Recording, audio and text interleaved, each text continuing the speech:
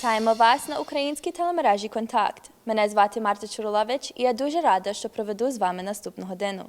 Україна надалі під тиском військової агресії Росії, яка загрожує територіальній цілісності України. В Торонті Євромайдан Канада під проводом Конгресу українців Канади запросив українську громаду до ратуша на протест проти військової агресії російських збройних сил під керівництвом Владимира Путіна. Управління Українського дому для сеньорів святих Петра і Павла провело екуменічну молитву з представниками сусідних громад. Цілоденна школа Святої Софії, вшановуючи велетня українського народу Тараса Шевченка, відзначила пам'ять Небесної Сотні. Сьогодні на контакті професор Віктор Остапчук, знавець історії Чорного моря і Криму, проаналізує фальшиву російську пропаганду відносно Криму. Ведуча телеканалу «Еспресо ТВ» з України Анастасія Мельник розкаже про труднощі, які зазнають журналісти в Криму, звідки «Еспресо ТВ» було змушене відкликати своїх журналістів, не маючи можливості подбати про їхню безпеку. У своїй сторінці Рон Когут розкаже сьогодні про свою реакцію на те, що тепер відбувається в Україні.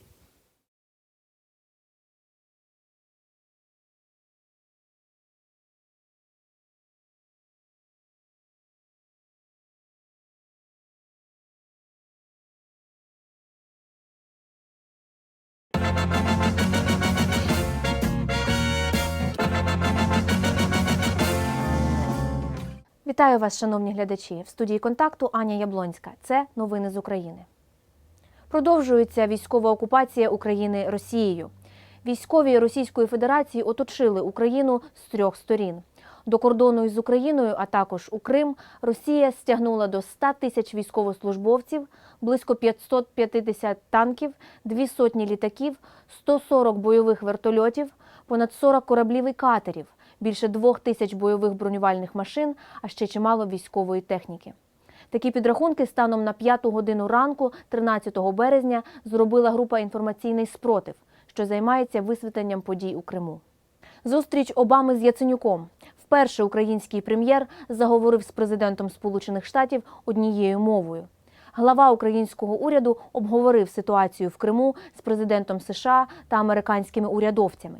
Арсеній Яценюк подякував Бараку Обамі за підтримку українського народу і наголосив: «Україна за будь-яких обставин боротиметься за свою незалежність і суверенітет». Росію ж український прем'єр вкотре закликав вивести війська та почати діалог без автоматів, танків і армії. У четвер Арсеній Яценюк також зустрівся з генсеком ООН Пан Гі Муном, керівництвом Міжнародного валютного фонду та Світового банку, а також виступив на засіданні Ради безпеки Організації Об'єднаних Націй.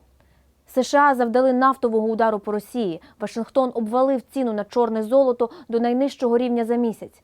Уперше за чверть століття американський уряд виставив на ринок 5 мільйонів барелів нафти з повідомленням, що це лише тестова партія. Під час мирного мітингу у Донецьку загинули вже 3 людини. За неперевіреними даними від ножових поранень 40 постраждали.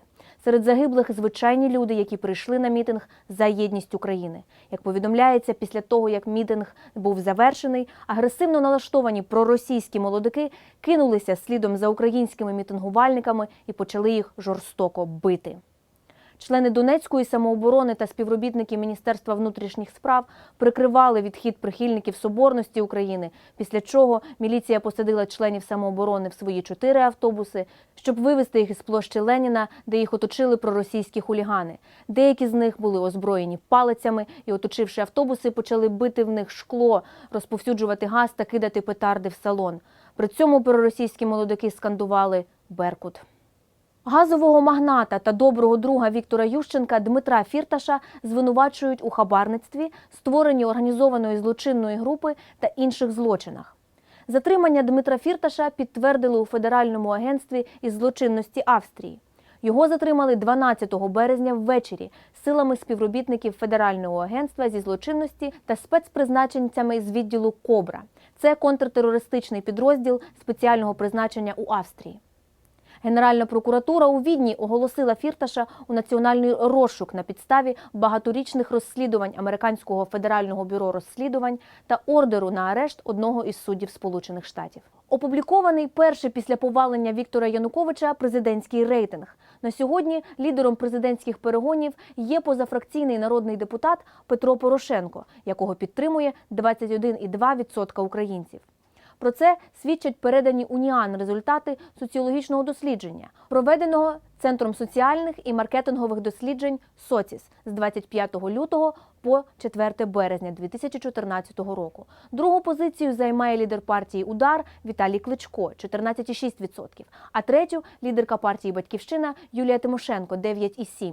Народного депутата від партії регіонів Сергія Тигіпка підтримали б 7,1% виборців. За голову комуністичної партії Петра Симоненка готові проголосувати 5% респондентів. А за лідера «Свободи» Олега Тягнебока – 2,5%. За лідера руху «Правий сектор» Дмитра Яроша – 1,6%. А голову руху «Український вибір» Віктора Медведчука підтримали б 1% опитаних. Близько 8% респондентів віддали б свій голос іншому кандидату у президенти, якого не було у списку запропонованих. Разом із тим, близько 30% виборців заявляють, що не знають, за кого б голосували на виборах голови держави і взагалі, чи прийшли б на вибори.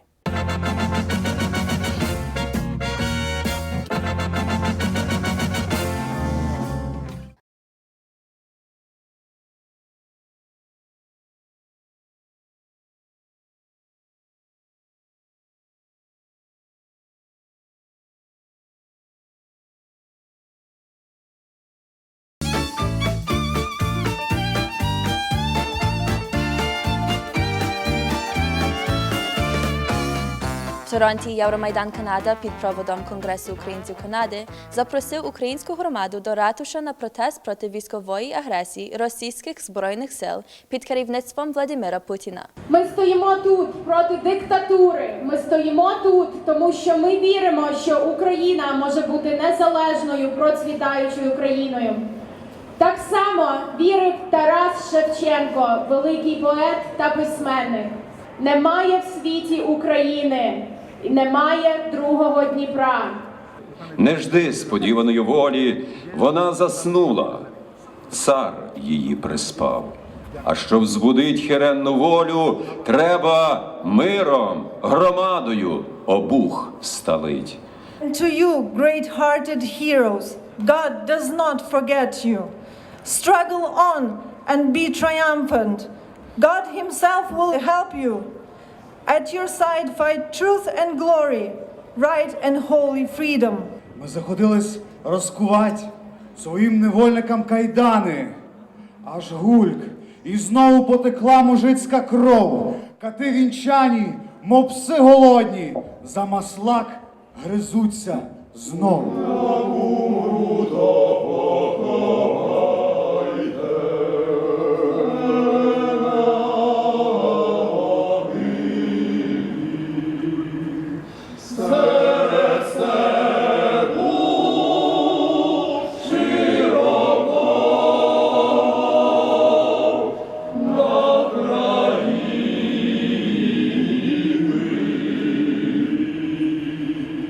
Стережіться ж, бо лихо вам буде, тяжке лихо. Дуріть дітей і брата сліпого, дуріть себе, чужих людей, та не дуріть Бога. Бо вдень радості над вами розпадеться кара, і повіє огонь новий з нового Майдана.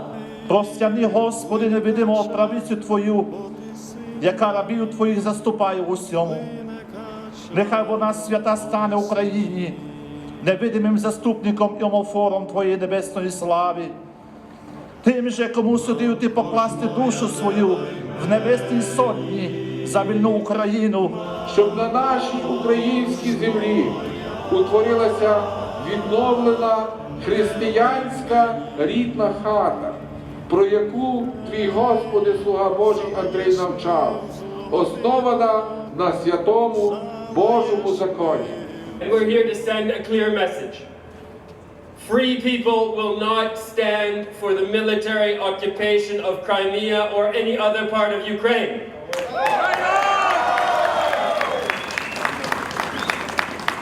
Free people will not tolerate the annexation of territory by any leader. However great their nostalgia for Joseph Stalin or love of KG values. Vladimir Vladimirovich, Ukrainians have already rejected you. You know, 3 days after Russian forces invaded Ukraine, Putin could not even acknowledge that they were there. He did not have the courage. He did not have any commitment and has rarely had, perhaps never had, any commitment to telling the truth. Instead, he said it was a covert operation and hoped the masks would hide the identities of these occupiers. By doing these things, Putin is a disgrace to his country and an insult to Ukrainians. That's why no leader of any free nation will be attending any summit in Sochi. The way he went into Crimea was cowardly, absolutely cowardly. Putin, get out of Ukraine, and we're going to make him get out of Ukraine because we're going to do everything that we can to force Russia to demobilize and leave Ukrainian territory. The people of Ukraine have their future. They have determined that they want to live in freedom and democracy and with the rule of law. And we're going to do everything in our power to make sure that that happens. And ladies and gentlemen, I intend to be there in May for that election, and I hope all of you do too. Taras Shevchenko spoke about the aspirations of the Ukrainian people. He talked about the importance of the Ukrainian language, and he spoke with his poetry about the brotherhood, about the solidarity of the Ukrainian people, and the aspirations of nationhood of all Ukrainians. You are a testament to the power of the words of Taras Shevchenko. Friends, do you know what Putin is most afraid of?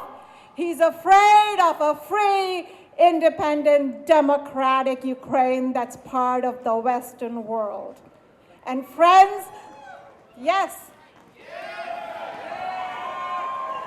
And friends, that is exactly what we here in the West must deliver to Putin. We must deliver a free, independent, democratic Ukraine that's part of the Western world at Russia's doorstep. Although there are many of us assembled in this square this afternoon, we speak with one powerful voice. And no matter our background, no matter our name, together, today, we are all Ukrainians. We cannot tolerate any trampling on the democratic rights of our friends in Ukraine, and that when we have to stand here together today with our parliament and show their support for what they have done with our legislature and what it has done with our deputy mayor and the city council and what they have done, but most important of all with Ukraine and the Ukrainian people.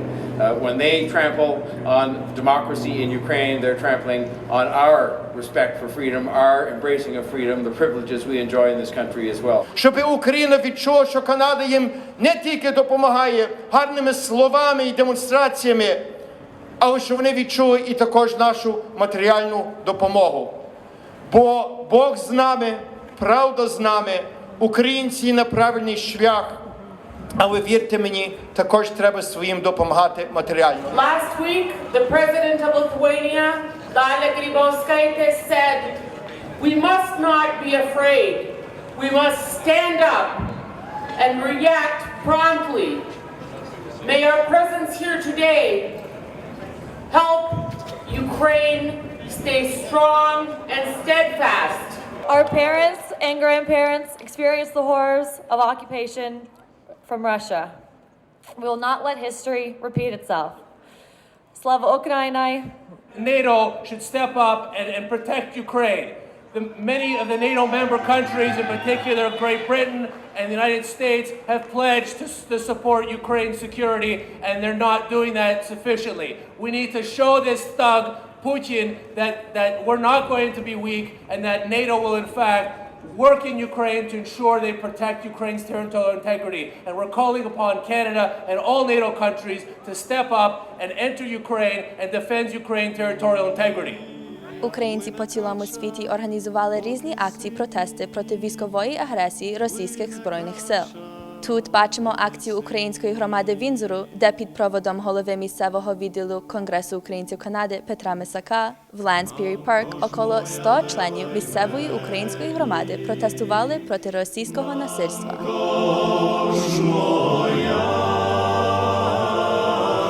Тут українська громада Гонконгу протестує проти агресії російського війська. Слава Україні! Героям слава! Glory to Ukraine! Glory to Ukraine! Glory to the heroes! Glory to the heroes!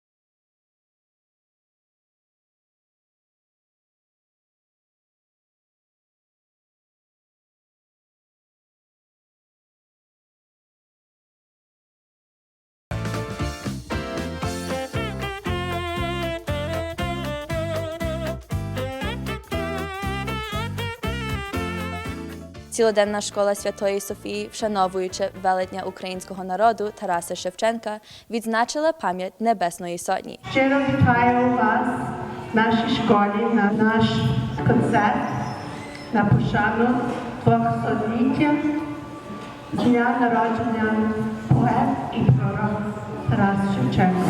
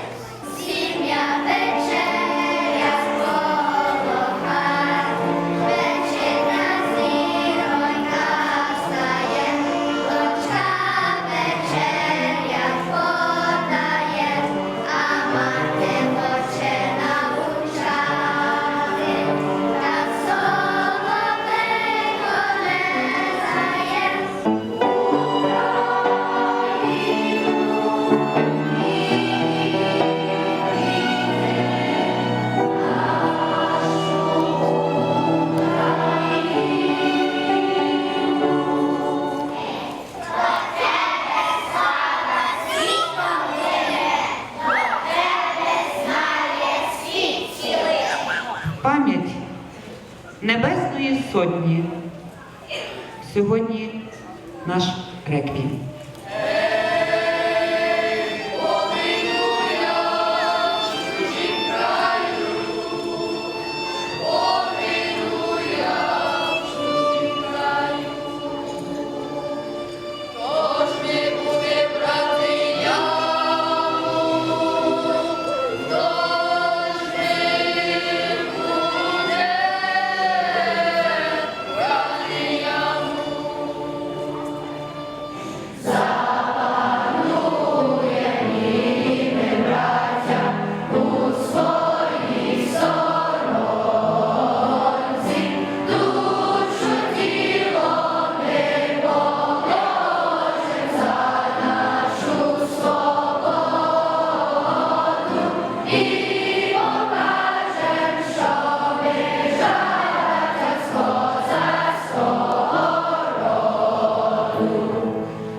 Управління Українського дому для сеньорів святих Петра і Павла провело екуменічну молитву з представниками сусідних громад. Today we had a religious ceremony where we had 12 different representatives from religious organizations, and they came to pray for those in Ukraine, for those in the Maidan that have passed, and those in the Maidan and in Crimea who are looking for their future.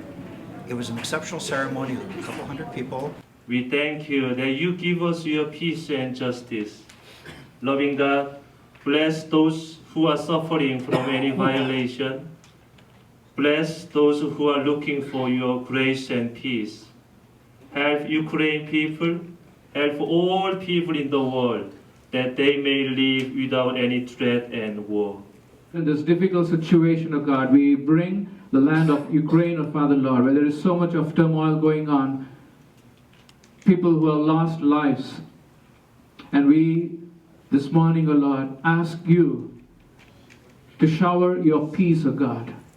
In behalf of Christ Abundant Grace Ministries, in the name of the Lord Jesus Christ, we came here to support you, our fellow brethren and friends of the Ukrainian Community Center, our community. You sign this banner near the room and make sure that it'll get to the Consul General or Ambassador for Ukraine, and I'll ask them to deliver this banner to the Parliament of Ukraine, so that the people in Ukraine, they know Canadians, we really love Ukraine and we pray for peace.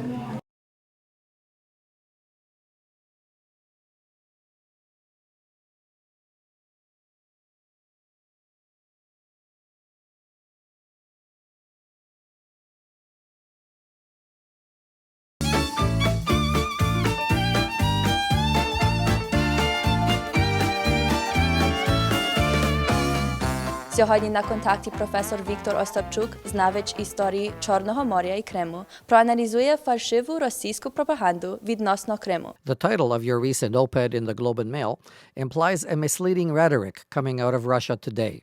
It's a complete fabrication, the so-called threat. I mean, it's being played out as if this was some sort of Kosovo in the late 1990s or Bosnia in the early 90s, whereby a population is being ethnically cleansed, there's a slaughter going on. There's obviously nothing of the sort, no one's died yet, and there was no threat of that. This is a completely manufactured crisis. As far as facts on the ground go, the notion is that 95% of the people are Russian-speaking, in other words, they're Russian. Well, first of all, according to the census of 2001, the last we have, Ukrainians are about 25%, Crimean Tatars 12%, Russians 58%, and the rest are Armenians, Jews, Greeks. If you count Sebastopol, a few more Russians, maybe some 60%. That's not an overwhelming majority. As far as language goes, it's not true that I've heard recently saying that 95% are Russian-speaking. According to the census in 2001, you can if you add in the Ukrainians and Tatars and others who say Russian is their native language, it adds up to 75%, which is, but it's, I mean, that's neither here nor there because, you know, I mean, who's going to tell the Irish or the Scottish that they're English because they speak English? I mean, it's a completely ridiculous notion. The historical understanding is that the Tatars constitute the real indigenous and traditional population of Crimea. It happens that this is a very diverse area, but if there's any people who receive their ethnogenesis there, who have no other homeland, are the Crimean Tatars, who formed in the 15th century, early 15th century, when the Crimean Tatar Khanate was formed, which is a successor state to the Genghis Khan's empire. It was predominantly Turkic and Muslim. They had a very powerful state for 350 years. It was under the protection of the Ottoman Empire, but essentially had its own foreign policy, its own army. Its dynasty had even higher prestige than the Ottoman because it was Genghis seed of Genghis Khan. Once the Crimean Tatar was eliminated in the 18th century, in 1774 it became independent from the Ottoman Empire, and the Treaty of Küçük-Kaynarca guaranteed its status, to which Russia signed. The Russian Empire in 1783 violated that. Catherine the Great conquered it, liquidated the Crimean Khanate. And the history after that was very sad. The wars of the Russian-Ottoman wars in the 19th century, the population fell by about 2/3.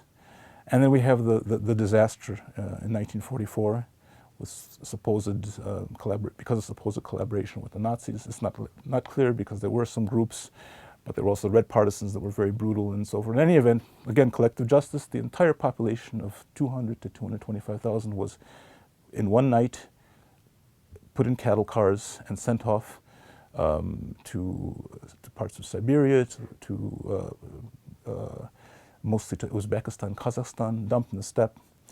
About half of them died, not immediately, but in the course of the first year, because they were left with no resource, no means. The point is here is that this is not a traditional Russian territory. It's a land of colonialism, far away from Russian core territories. It doesn't mean that Russians and Ukrainians don't have a right to live there, but the fact to say that this is, исконные русские земли, as they say, the eternal Russian territory, is just completely false and immoral, I would say. There is also talk that belittles the Khrushchev transfer of Crimea back in the 50s. In the Soviet Union, there was legality. Things were passed by the parliaments, rubber stamp or not, they were law. The Ukrainian Presidium passed it, then the USSR Presidium passed it. But in the end, in April, the parliament, the Supreme Soviet of the USSR passed this into law and changed the constitution and so forth. So it was in the end passed. I mean, we can go back and say, well, this, try to undo all the decisions that were made, all the things. I mean, what would be left of the country? I mean, the Chechen Ingushian Republic was formed, then it was split, territories were given to Georgia. I mean, it's no end to it, and the state doesn't exist anymore. But the fact is that after this transfer, there was a huge investment to bring water to the Crimea. Crimea is very dependent on water. And there were these massive canals built. You can probably see them from Google Earth. I've traveled there, I've seen them. I mean, canals that are wide as a street, bringing water from the Dnipro and other sources to the Crimea. And thanks to this, thanks to resources, thanks to labor, the Crimean did gradually recover. So regardless of who was really in charge, well, we can't just say that this mercurial, unpredictable, often he's called a Ukrainian. I mean, he had some dissent, but he was by no means pro-Ukrainian. He's referred to as the butcher of Ukraine for some of the things he did in Ukraine. This Ukrainian decided, because of the anniversary, because of his sentiments, whatever, to steal this country from Russia and give it to Ukraine. It's a complete oversimplification. Today's aggressive Russian publicity on this issue completely ignores the Tatar reality in Crimea. What would you say is the future of Tatars under a potential Russian leadership? As far as the Tatars are concerned, they want to have nothing to do with Russia after their experiences in the Russian Empire and the USSR. They don't trust the Russians. There's attempts to say, well, we'll make everything wonderful. We'll build, invest in the economy. They know that Russia doesn't have the money. The money's all private and stolen. The Russians, and the economy is falling. So it's. But the main thing is they know Russia today. Russia is not a democratic country. It's essentially kleptocratic dictatorship. They know that, for example, the Ukrainians know that there are no rights for Ukrainians virtually in Ukraine. There are no Ukrainian schools in Russia. So right now, I mean, their future in Russia would be. I mean, right now they're largely left at their own. I mean, I think now in the new Ukraine that would change because there's a true democratic civic society coming into the fore, into power. But in Russia, they will be once again, like many peoples, will be fooled, and would really end up with, at best, they'd be left as they are. At worst, especially if they try to resist, they'd be declared Islamic terrorists and persecuted. And if they dare defend themselves and rise up, they would be could be forced into immigration to Turkey, killed off, deported. They really do fear still a deportation if they don't please the rulers in Moscow. So their prospects in Russia are very, very dim. Current Russian propaganda pretends that their military action is in support of the so-called Russian element in Crimea and in Ukraine. I spent time there when I lived in Ukraine in the 90s. It's a very kind of diverse and easygoing place. People got along. There was no real ethnic tensions. I mean, there were these nationalists in Sevastopol and so forth. So it was. It's people are interested in their daily life in making a living and living in this wonderful land, especially in the southern coast. to which the Tatars didn't have much access because their best lands were taken by Soviet nomenclatura and former military retirees. But in any event, there was it's a normal situation as far as civic order goes and mutual respect and so forth. The tensions are completely whipped up by externally, the kind of hysteria thanks to control of information. It's like Putin said recently on an anniversary of the Second World War that Russia suffered the most, Russia won the Second World War. Well, we know that more Ukrainians died in the war than Russians, more in the Red Army, in fact, too, served. So it's complete, very dangerous ultra-nationalist, I call it imperial-nationalist myth, that Russians conquered this land and therefore they have an inalienable right to this land.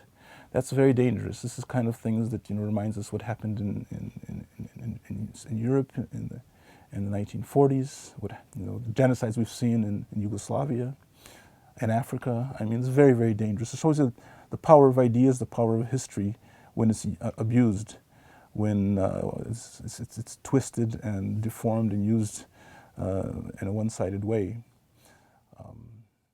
Ведуча телеканалу Еспресо ТВ з України Анастасія Мельник розкаже про труднощі, які зазнають журналісти в Криму, звідки Еспресо ТВ було змушене відкликати своїх журналістів, не маючи можливості подбати про їхню безпеку. We welcome into our studios today Anastasia Melnik of Espresso TV.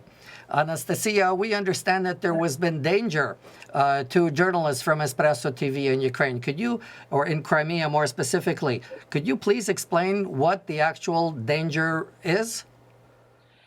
Well, the danger is pretty real, that's for sure. So we had to call our journalists to go from Crimea because we cannot guarantee their safety anymore. But danger what? Because of hurricanes or earthquakes, or what kind of danger?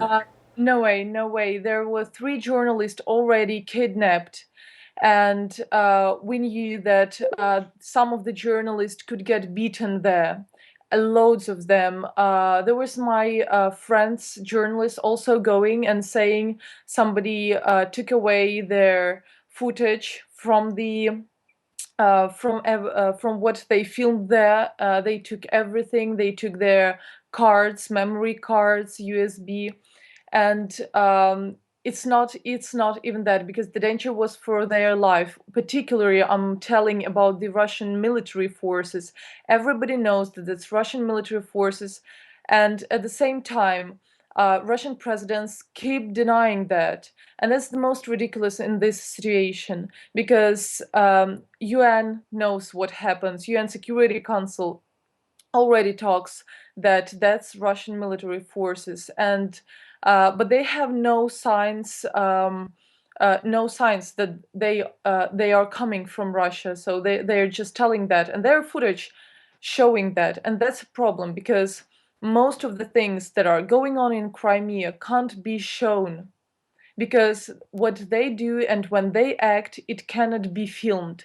And that's a problem also for our journalists. Some got kidnapped, some got beaten, some got problems with their technical equipment, and nobody can predict what will happen next. And that's really terrifying, because in Espresso, and I believe in the journalists, for all the journalists, it is mind-blowing that in this time and in this country, somebody from other country can just come and do all these terrible things. But Anastasia, I understand that it's really, from your talking, that it's not just Espresso TV journalists, it's journalists in general that are having a hard time in Crimea because of the Russian forces' aggression. It depends on what kind of journalists there are. So there are a couple of Russian journalists that they can do anything, that they can show the particular picture that Russian Federation wants to see and the Russian Federation wants to show to the world. And we know for sure that Russia now spends enormous amounts of money to show the picture that they want world to see and to describe the situation to the world. And of course, those journalists won't get beaten. And our channel is really young. We just started in November, and with having, those amazingly amazingly truthful people who really want to show the real situation and who put their life in danger just to do that.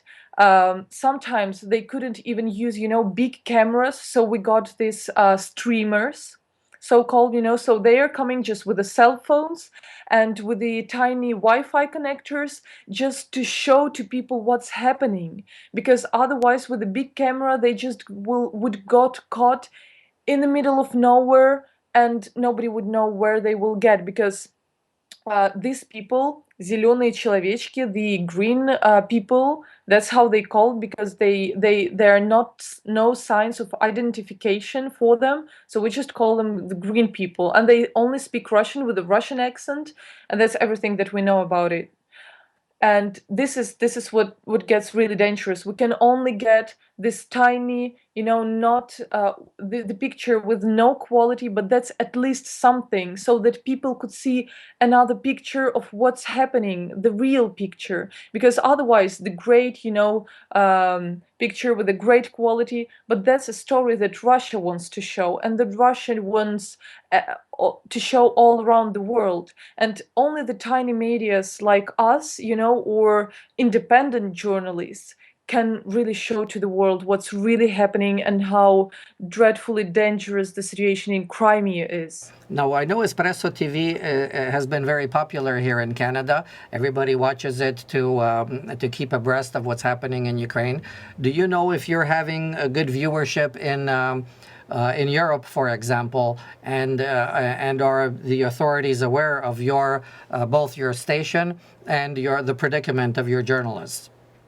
Oh, to be honest, I was completely mesmerized by all the connections that I had during my really short work at Espresso, because we're constantly staying in touch with the diaspora, I particularly in Brussels, in Paris, and in London, and in Berlin.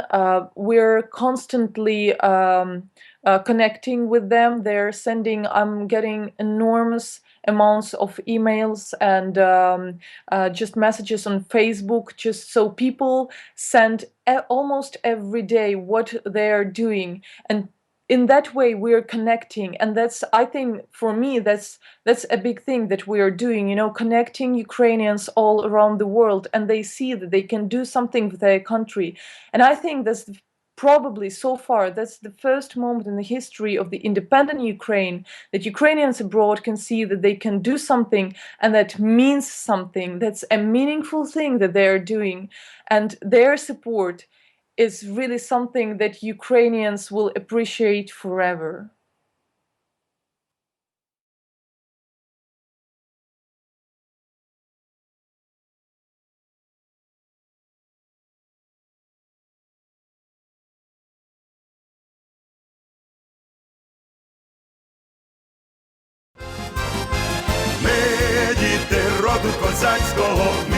Sponsored by Ukrainian Credit Union.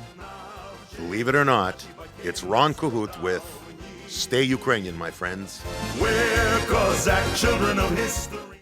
There are many ways to stay Ukrainian, my friends. Certainly the language is a major one.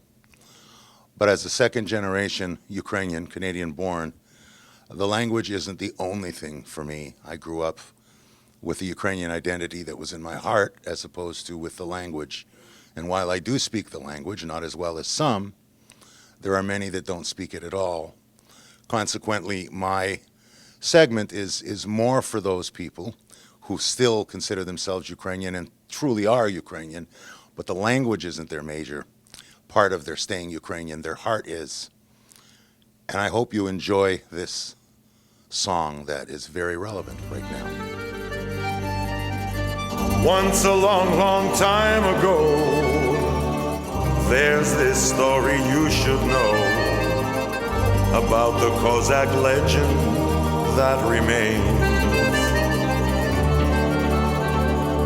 and how the Cossack paid the price for freedom with his sacrifice of family, love, and life for their Ukraine. And when the day had ended the moon began to cry. The Cossacks got together and they sang this lullaby. Every night you hear a croon, a Cossack lullaby. Just a little plaintive tune as evening marks the sky. Rock-a-bye your baby, somewhere there may be a land that's free for you and me, and a Cossack lullaby.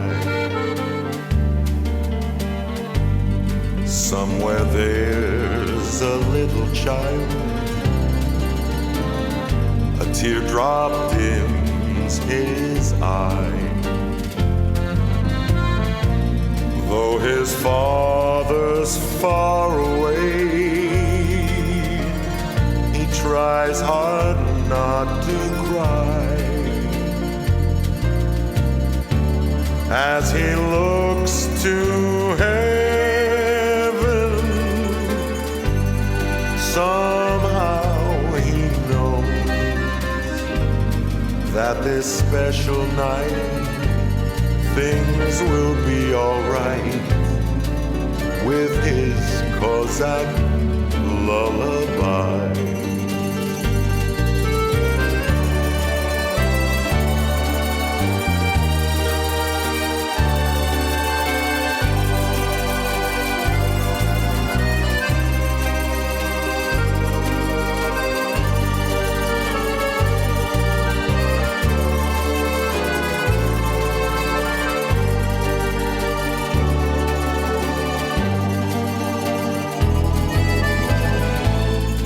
My child, don't cry tonight. The battle's almost done. For tomorrow brings new light, and freedom's almost won.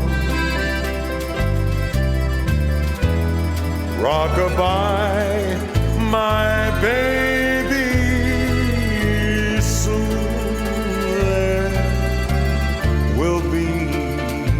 A land that's free for you and me, and a Cossack lullaby. Peace descends upon the camp. The battle's done today.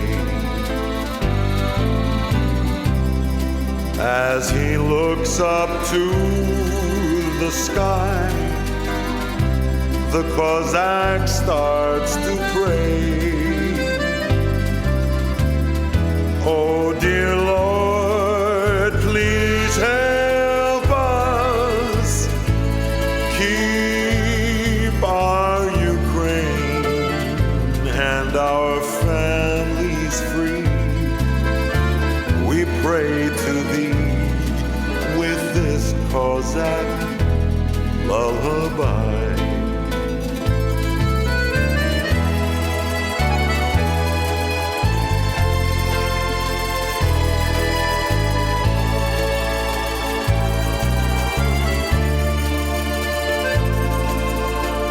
A land that's free for you and me,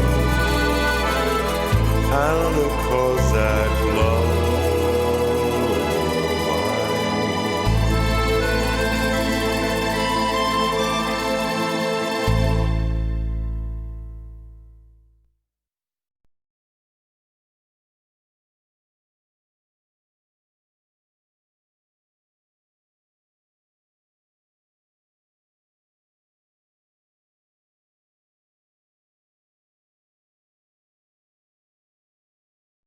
Що коли йде спонсороване Formula Life. Клініка Ліліани Дудки розглядає проблеми шкіри. Ваше обличчя відзеркалює ваше здоров'я.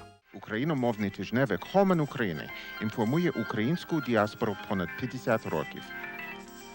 Газета Ukrainian Weekly – англійське слово про Україну. Новий шлях – кольоровий тижневик із двомовними матеріалами. Українські вісті – Canada's bi-weekly Ukrainian news. Subscribe today. Call 780-488-3693 for 3 free trial issues.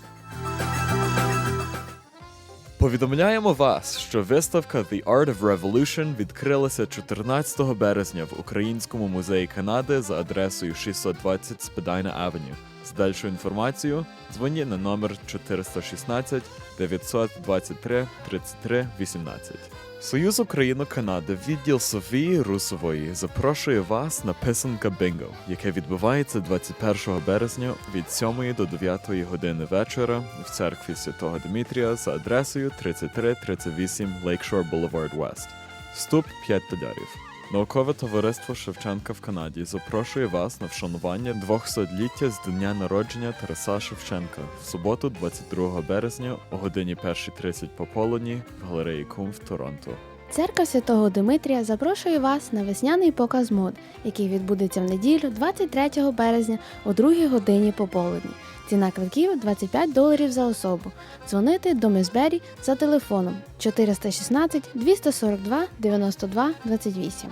Запрошуємо всіх на гала-концерт в шану 200-ліття з дня народження Тараса Шевченка. Концерт відбудеться в суботу, 23 березня о 2 годині пополудні в Українському культурному центрі за адресою 3277 Douglas-стріт, Вікторія, Британській Колумбії.